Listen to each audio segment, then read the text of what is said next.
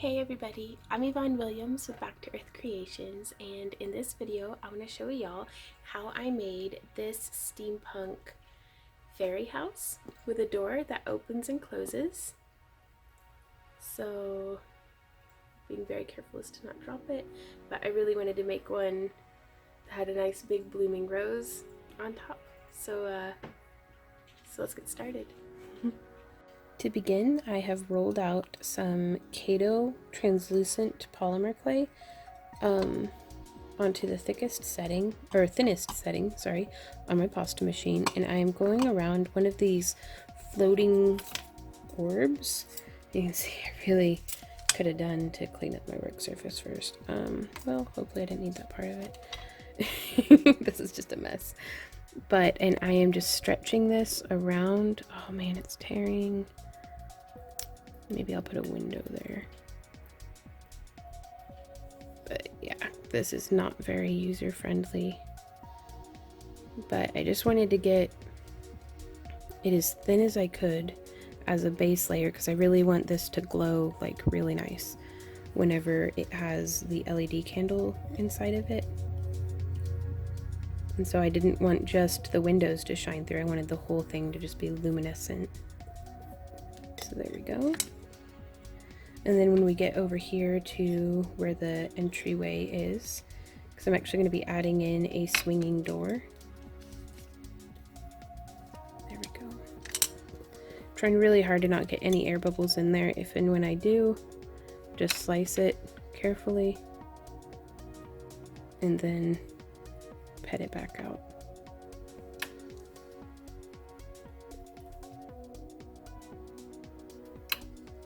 And that'll be something that we kind of take care of more and more as we move along. There we are. Okay, now for the treble side. This really, I did not anticipate this being so stuck to the glass. So I'm just petting out the bubbles as much as I can and then compressing down. I actually think I am just gonna slice right here and I'm gonna feed this back through the pasta machine because it is super sticky and just all kinds of messed up. But it's good to know that it likes to stick to the glass. And you could use liquid polymer clay to get this to adhere really nicely, but I didn't, and it seems to be doing really well.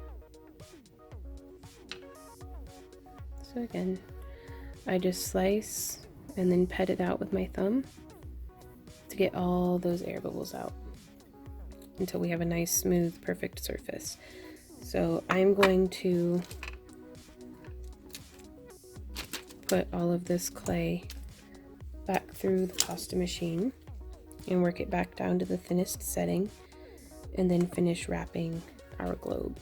Now I'm not worrying about the bottom and I'm not worrying about the top as much yet because I don't know if I'm going to keep it where it's hanging or if I'm going to have it to where it sits, or there's no telling yet. Okay, so we've rolled it back out. I'm going to try to line up the seams as best as I can. This one actually rolled out a lot nicer than the first one did. So again, just draping and pulling, letting it come into contact from the center to the edge.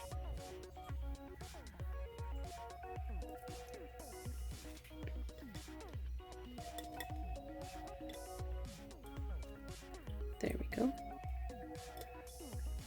Stretching and pulling. And I really like how that's coming around. And again, once we get to that doorway, I'm just using our little craft knife to rough cut the edges so we can have them wrap around, or I'm actually just going to tear them off at this point. Petting it out. And I want to be careful because this glass is pretty delicate. So I don't want to be putting my full force behind it and risk, I've broken them in my hands before, so I'll need to be careful. No Von smashing. So with that little cut removed from there to take that bubbling out, you can see how I did that. I just removed a bit and then encouraged the other clay to come take its place. Because you don't always need to do that, but sometimes if it's a real bad bubbler, then that'll really help. And so there we are. And now here, what I'm going to do is I'm actually just going to cut and remove a little bit. Almost like gills. And that gives us some place for whenever we smush it for the clay to go. So it removes that little bit of blistering that's going on. And then we can paint it very much with our finger, like just kind of pet it rather than paint.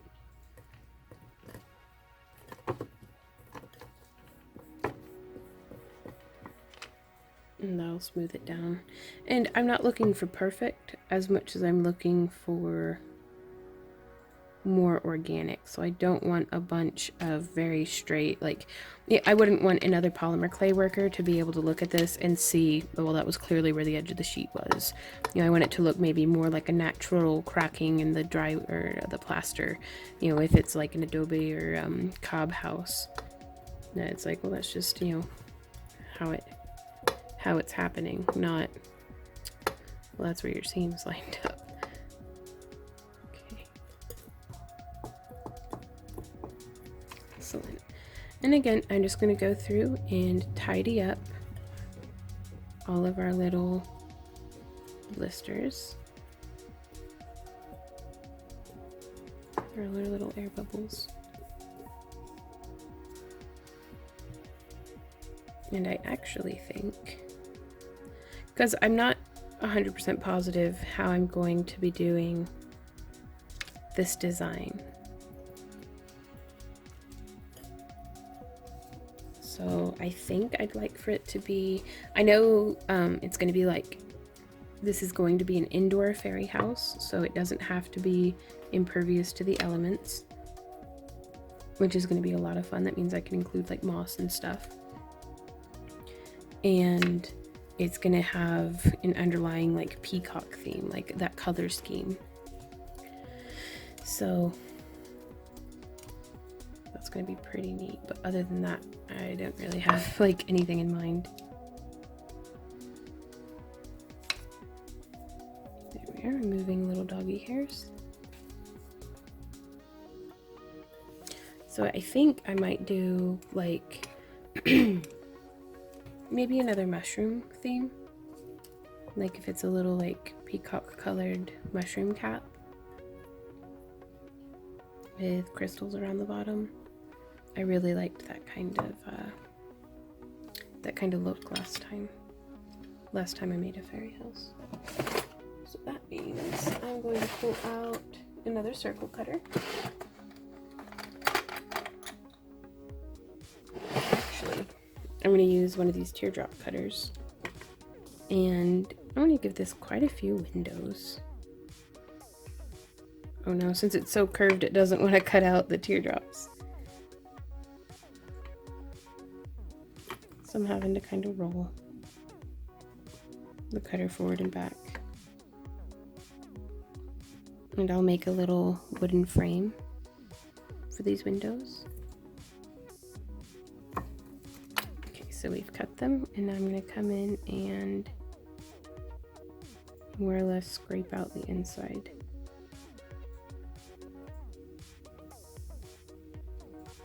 There we go.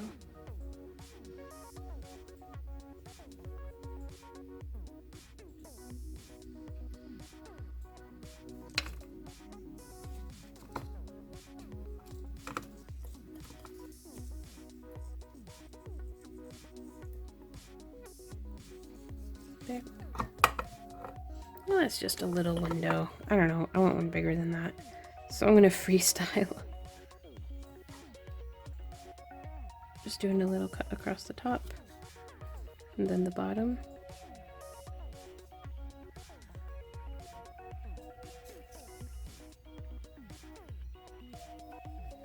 And I'm going to keep doing this for all of the other windows, then I'll meet you guys back here for the next step.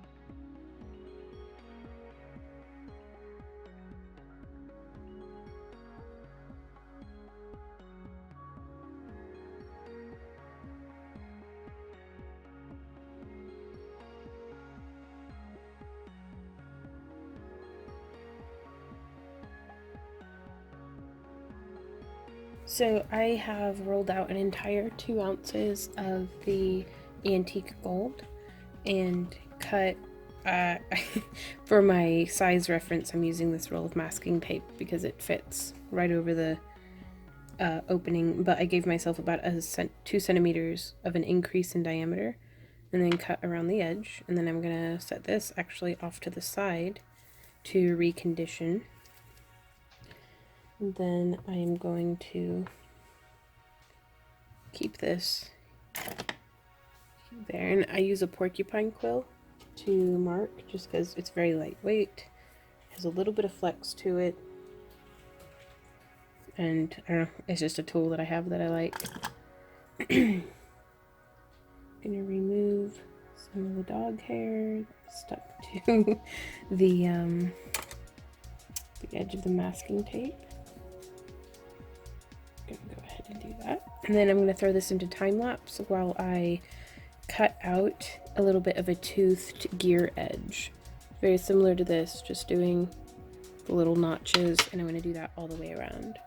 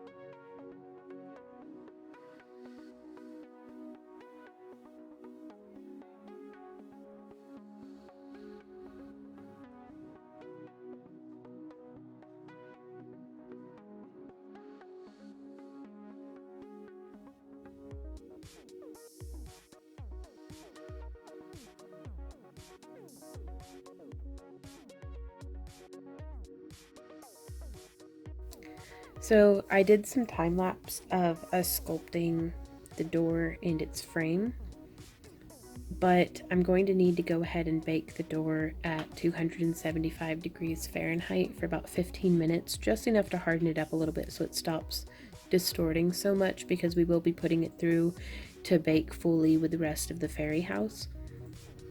We have a nice little functioning hinge here, and I'm going to go ahead and put it back into time lapse and decorate, do the rest of the layers, then that way everything will kind of stick together nicely. But we've got a nice little imprint of where the door was settled into the frame, and the magnets will line up as a result of that, which I didn't need it to hold super tight, just enough to keep the door from like swinging around all over the place. So hopefully this will be enough to do that.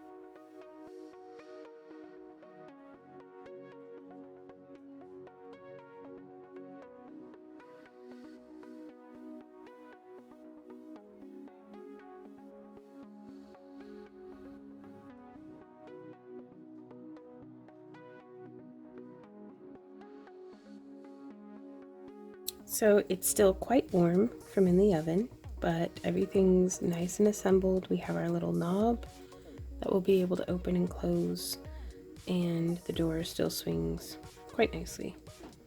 So now we get to start building on our work surface. And what's really great about having this part be baked but this part be unbaked is now we can actually go through and stretch and conform this part without distorting the door. So that's nice. So I just want to make sure that it fits around without too much overlap. And now I am also going to set it into the tray is cooled enough.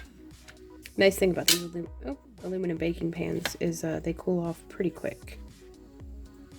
So you can get right back to work. So find my magnet. Yep, that's the correct way.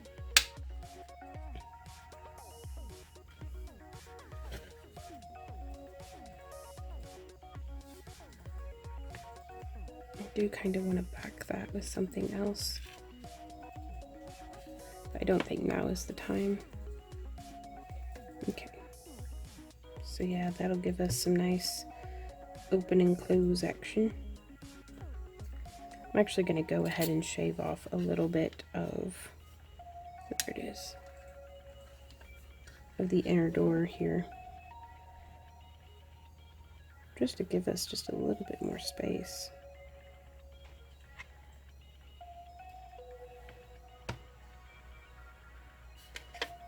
I guess it's probably not helping that the, there we go. The hinges keep shifting around on us. There we go. Okay, so now we can take this part and layer it over our other parts, making sure that it is in fact lined up with the inside of our door, but we don't want it to get into the way of the hinge. So this is going to take a little bit of finagling.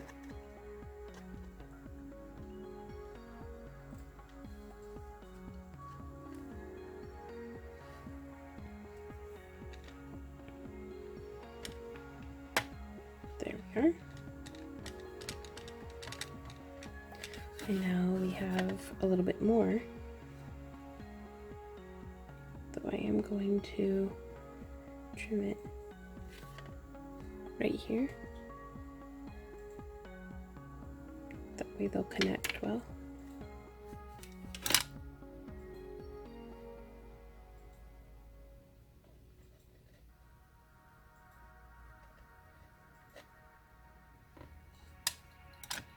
And then this one will come around. I just had it. There it is.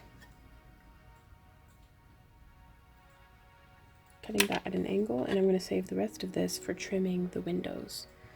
We're actually going to be cutting out quite a bit more of that style. So again, grabbing our little handle, opening it up, making sure that it's lined up with the edge. And now I'm going to use my 8mm ball stylus. And I'm giving it a little bit of a hammered texture.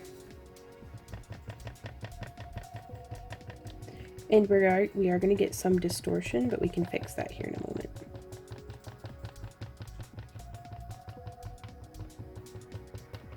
But what this is accomplishing is not only,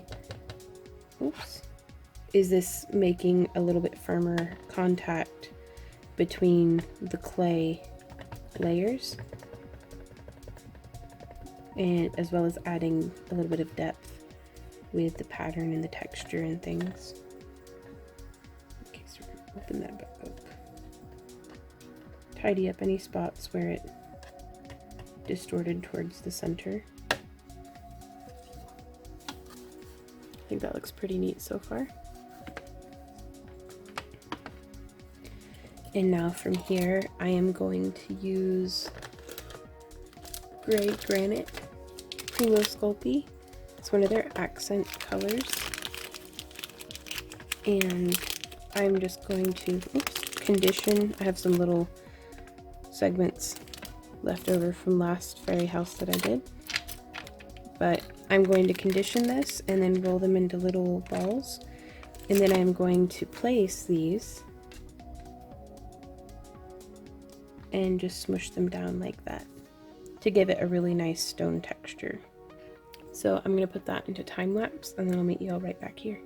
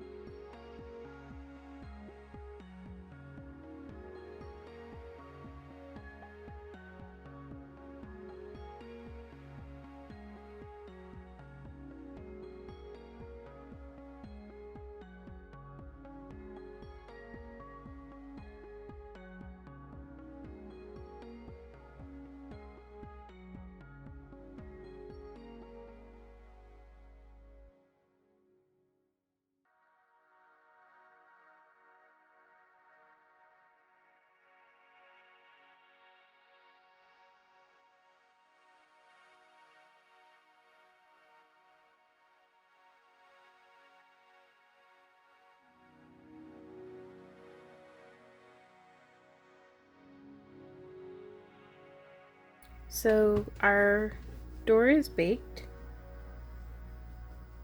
and it still opens up pretty nicely. whenever it closes. I was hoping the magnet would hold it a little better. Doesn't seem to make a huge difference. It still swings open under its own weight, but we'll see how that goes.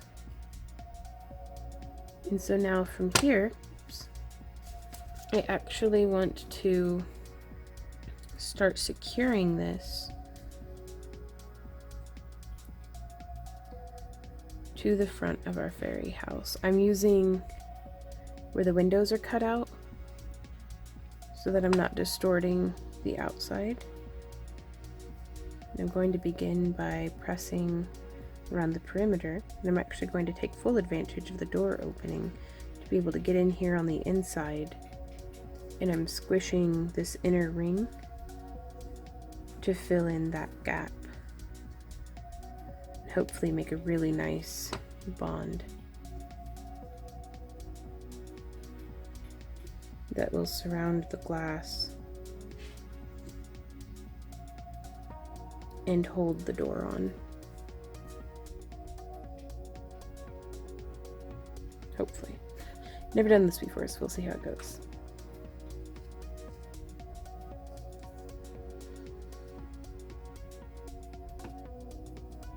Okay. I think that's coming out pretty cool.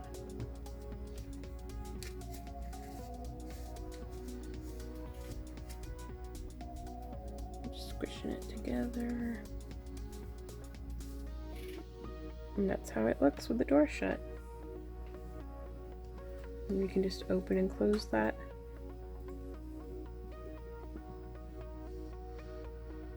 I think it does a pretty good job.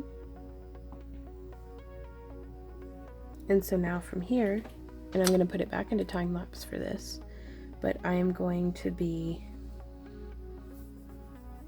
taking more of these little granite stones and using them to build out and around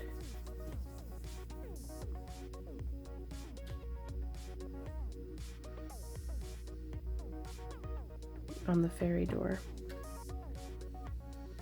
And so that's going to be pretty time consuming, but I think it'll be worth it. But just building out, and any little crevices and gaps and things, I'm going to be going through and adding in pieces of moss I say, but it's clay, like very much like how we did a brown blend for the door. I'm going to be doing a green blend and then shredding it up into little moss segments and filling in any little gaps and making this look a little bit more like a merger of like an organic steampunk is what I would like. I think that would be pretty neat. But yeah, so I'm just going to keep placing them, and then I'll use my texture tool. I don't think I've mentioned this yet, but all the links to the tools and materials used will be down in the video description below, or as close as I can find. Some of the tools I've had for quite a while, and they aren't necessarily readily available anymore, but I'll try to find the closest match.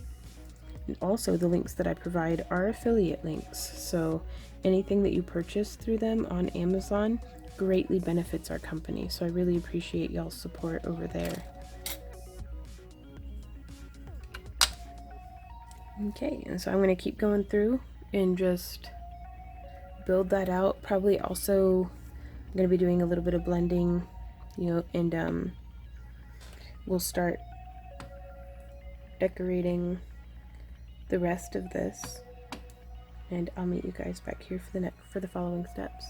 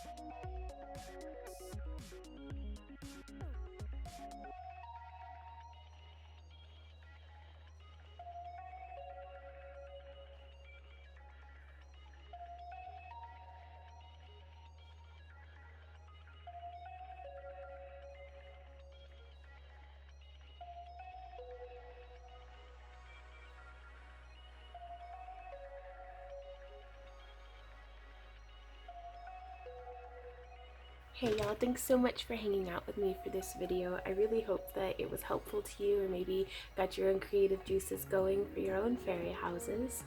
If you have any questions, comments, or ideas, please leave those down below.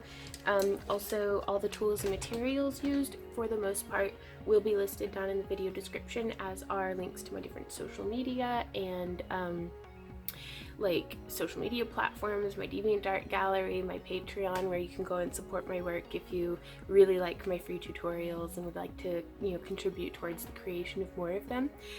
Also, popping up on the screen, sure, over here maybe, will be my vlog channel if you want to feel free to check that out, as well as subscribing to this channel. That way you can stay notified. I try to post every day, and I typically stream at the time of recording on Tuesdays and Thursdays at 2 p.m. Central Standard Time. So if you want to hang out with some of my live streams, but yeah, feel free to subscribe, and then also maybe a recommended video if Future Vaughn does that. So, but again, thank you guys so much for hanging out with me, and until next time, happy crafting. Bye.